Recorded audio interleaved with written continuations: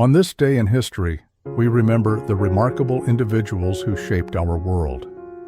Welcome to Who Died Today in History, where we honor their legacies. From artists to leaders, their impact lives on. If you find their stories meaningful, like, subscribe, and hit the bell to stay connected.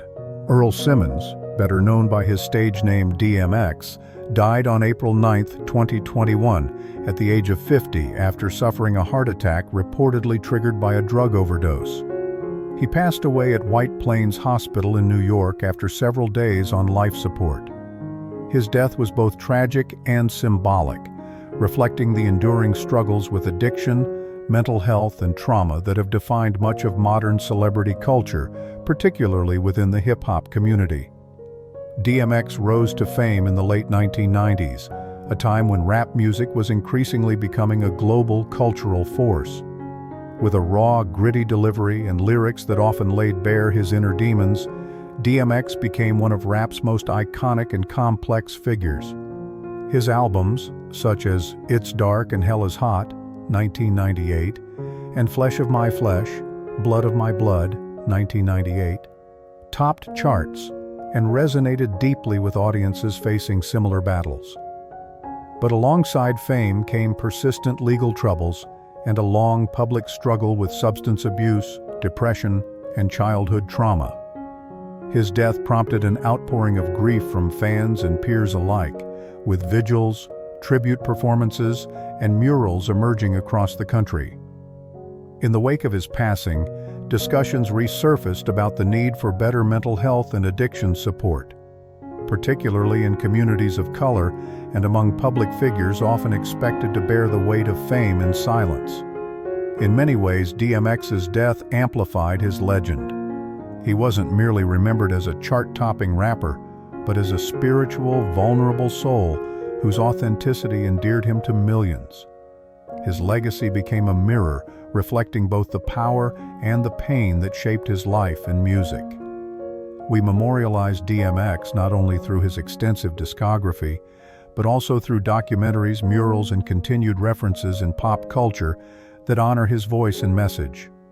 His story, filled with hardship and redemption, echoes a universal struggle with mortality and the longing for peace amid chaos. DMX's life and his death remind us of the fragility of greatness and the ways we immortalize those who dared to speak their truth in a world that often demanded silence. Prince Philip, Duke of Edinburgh, passed away peacefully on April 9, 2021, at Windsor Castle, just 2 months shy of his 100th birthday. His death was due to natural causes, following a long life of service and a recent hospital stay for a heart procedure. As consort to Queen Elizabeth II for over 7 decades, Prince Philip stood as a symbol of continuity during a century marked by immense global transformation. His passing was not unexpected given his advanced age, but it marked the end of an era for the British monarchy and the Commonwealth. Prince Philip's death reflected the values of his generation: duty, resilience, and stoicism. A veteran of World War II and a key figure in modernizing the British royal family, Philip navigated decades of shifting societal attitudes toward monarchy, privilege, and tradition. He embodied a type of royal masculinity steeped in discipline and public service, traits born of a post-war British identity that valued sacrifice and national unity. His no-nonsense demeanor and famously candid remarks sometimes courted controversy, but they also humanized him in the eyes of the public. The immediate consequences of his passing included a national period of mourning and a scaled-back ceremonial funeral due to COVID-19 restrictions, which underscored the still looming shadow of the global pandemic. His death also triggered renewed discussions on the future of the monarchy, particularly with Queen Elizabeth II advancing in age and younger royals assuming more public responsibility. Rather than amplifying a singular legend, Prince Philip's passing reinforced the legacy of a man whose influence was largely exercised behind the scenes. His role in establishing organizations such as the Duke of Edinburgh's Award, an international youth development program, ensured that his name would endure in practical, meaningful ways. Prince Philip is memorialized not through myth, but through the institutions he helped shape and support. His legacy is preserved in public service, philanthropy, and a royal family that continues to evolve under the scrutiny of a modern world. In remembering figures like Philip, we confront mortality not as tragedy, but as transition, honoring a lifetime of service while reflecting on the values we choose to carry forward. Sidney Lumet, one of America's most prolific and socially conscious filmmakers, died of lymphoma on April 9, 2011, at the age of 86 in his Manhattan home. His death, though natural, marked the loss of a voice that had long grappled with the moral complexities of power, justice, and institutional corruption. Lumet's passing came quietly, but resonated deeply within the film world, as he had shaped generations of directors and audiences through his fiercely intelligent and morally charged cinema. Lumet's body of work, including 12 Angry Men, Serpico, Dog Day Afternoon, and Network, 1976, reflected the turbulent socio-political atmosphere of mid to late 20th century America. These films interrogated authority and celebrated the individual's struggle for integrity. His death came during a time when conversations around systemic injustice, whistleblowing, and media ethics, central themes in his films, remained pressing societal concerns. In this way, Lumet's passing symbolized the fading of an era of gritty realism in Hollywood, giving way to the digital age and blockbuster dominance. The immediate aftermath of Lumet's death saw tributes pouring in from across the cinematic community. Critics and directors alike praised his economical style and intense focus on performance and character. Unlike many contemporaries who sought fame, Lumet maintained a low public profile, letting his work speak volumes. His absence was felt not in celebrity fanfare, but in the void of earnest, unflinching storytelling. Lumet's death amplified his legacy as a filmmaker committed to truth, social accountability, and the dignity of ordinary people caught in extraordinary circumstances. Through his films, he immortalized the ethical dilemmas of his time and showed that cinema could be both art and civic commentary. His memory lives on through retrospectives, critical studies, and continued screenings of his influential works. Institutions such as the American Film Institute and the Directors Guild of America have honored his contributions, ensuring his name remains synonymous with principled filmmaking. In remembering Sidney Lumet, we reflect on how artists can shape conscience and culture. His death reminds us that while mortality is inevitable, the power of storytelling to provoke, challenge, and inspire is enduring. Willie Stargell, a towering figure in baseball and a beloved icon of Pittsburgh, died of complications from a stroke on April 9, 2001, at the age of 61. His death, while natural, came after a prolonged battle with kidney disease and other health issues, symbolizing the physical toll often endured by athletes of his generation. Stargell's passing occurred the very day the Pittsburgh Pirates opened their new stadium, PNC Park, and unveiled a statue in his honor, an almost poetic confluence of legacy and loss. Stargell's death resonated deeply with fans and the broader baseball community. He had been more than just a Hall of Fame slugger. He embodied leadership, resilience, and a deep sense of team loyalty. As the spiritual heart of the We Are Family Pirates of the 1970s, Stargell led by example both on and off the field. His influence extended beyond statistics, though his 475 home runs and World Series MVP title in 1979 were impressive, into the emotional fabric of his team and city.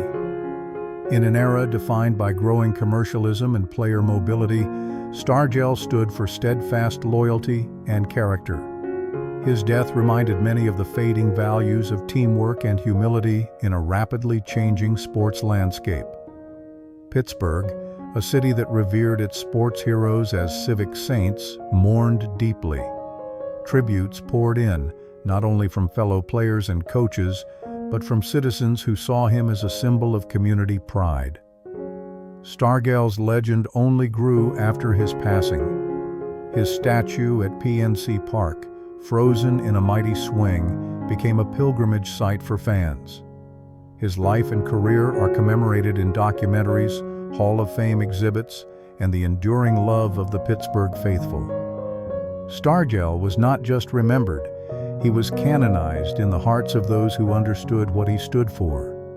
His death invites reflection on how we cherish not only excellence, but character. It reveals humanity's desire to preserve the memory of those who inspire us to be better, both in life and in spirit.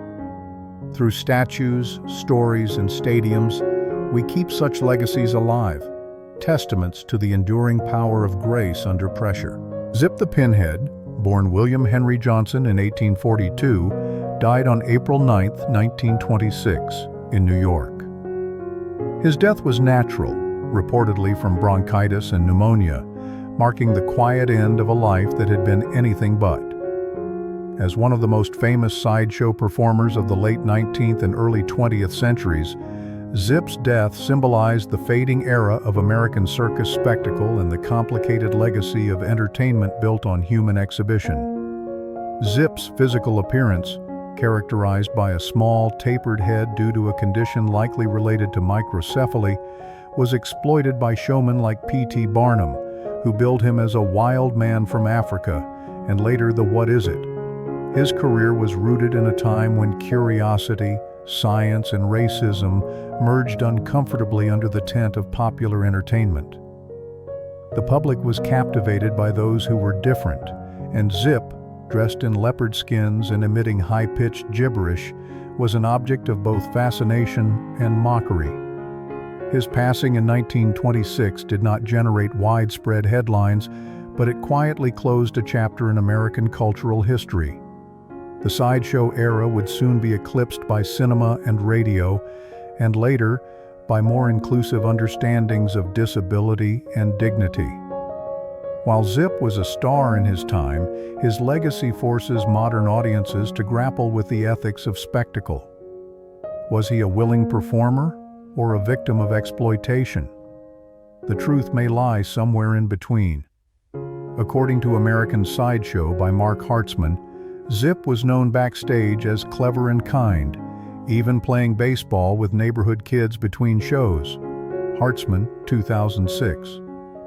In death, Zip became a symbol of the contradictions of his era, fascination with the unusual, blended with a lack of understanding or compassion. Today, he is remembered not just as a figure of curiosity, but as a poignant reminder of how entertainment reflects societal values.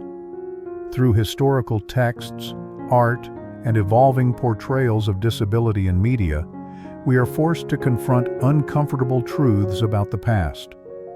Zip's legacy, both celebrated and tragic, illustrates how humanity seeks to remember not just the greatness of individuals, but also the lessons their stories offer about empathy, identity, and the nature of fame.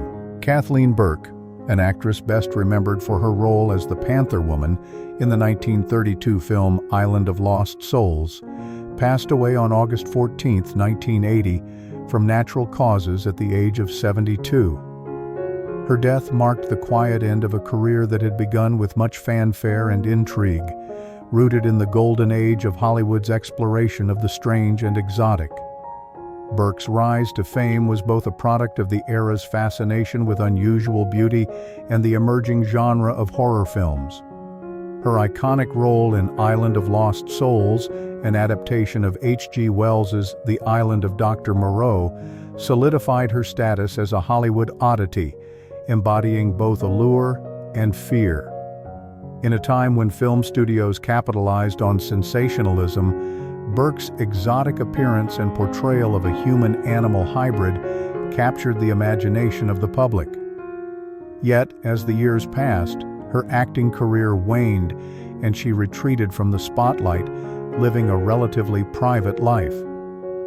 Her death in 1980 occurred in an era of changing cinematic tastes, where the spectacle of monstrous transformations was giving way to more complex, less sensational portrayals of humanity in film. Burke's passing, while largely unnoticed in mainstream media, serves as a reflection of how rapidly Hollywood stars, especially those associated with specific genre roles, could fade into obscurity once the public's fascination shifted. Yet her role in Island of Lost Souls continues to resonate with horror fans and film historians, cementing her as a cult figure in the genre. In death, Burke's legacy remains as part of the broader cultural history of cinema's treatment of physical difference and its exploration of human identity. Her portrayal of the Panther Woman amplified the era's fascination with the exotic and the monstrous, illustrating how Hollywood both exploited and celebrated the boundaries of human form. While she is often remembered as a supporting figure in a film that has since earned cult status, Burke's death also reflects the fleeting nature of fame in Hollywood, particularly for those defined by their appearances rather than their craft.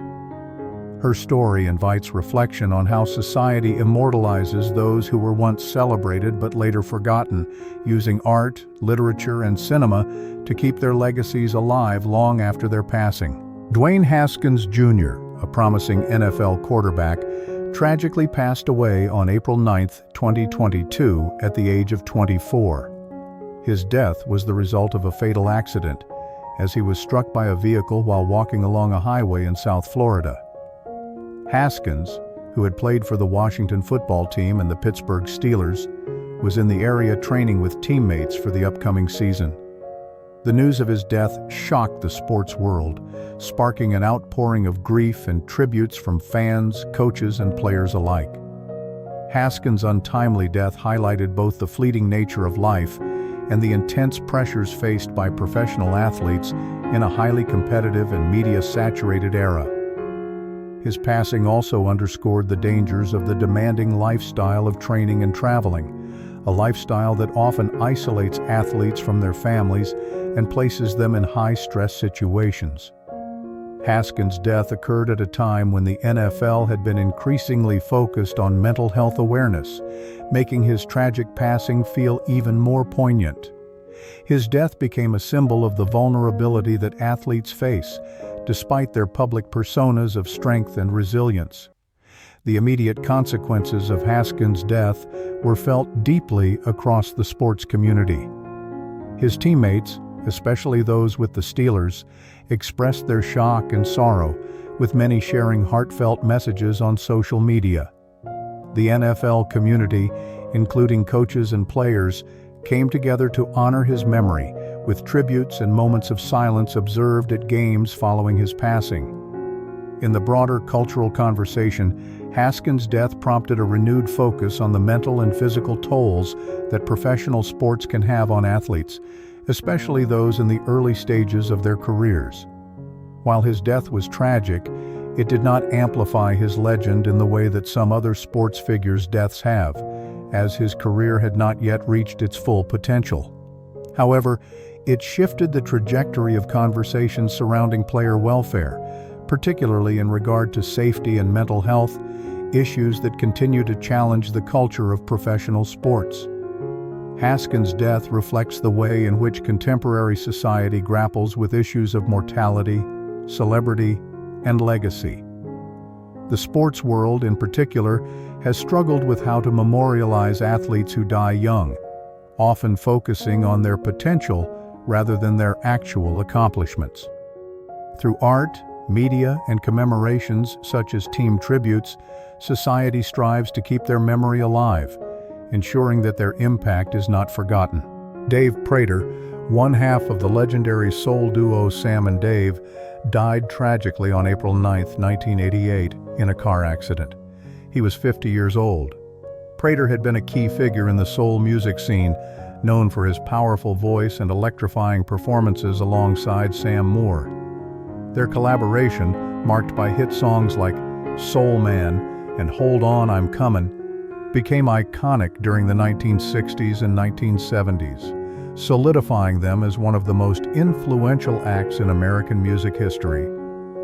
Prater's death occurred in the midst of a period in which soul music had already undergone substantial changes, with the rise of funk, disco, and later hip-hop.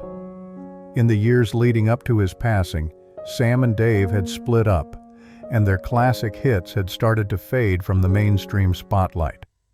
The tragic circumstances of Prater's death, happening in a car crash, were a stark contrast to the explosive energy of his music.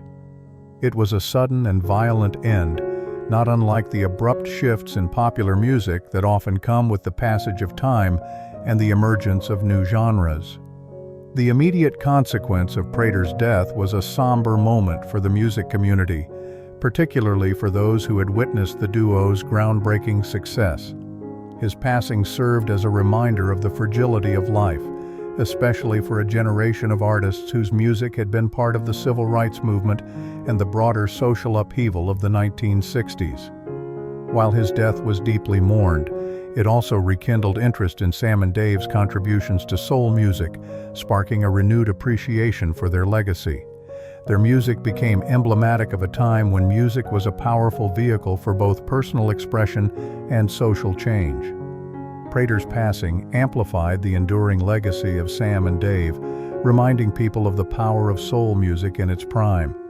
Their influence on later artists, including those in the fields of rhythm and blues, rock, and hip-hop, was undeniable. In death, Prater, like many influential artists, was immortalized through art, literature, and commemoration. His legacy is carried forward by the continued recognition of his music in documentaries, films, and musical tributes, as well as in the ongoing reverence for the soulful sounds of the 1960s and 1970s.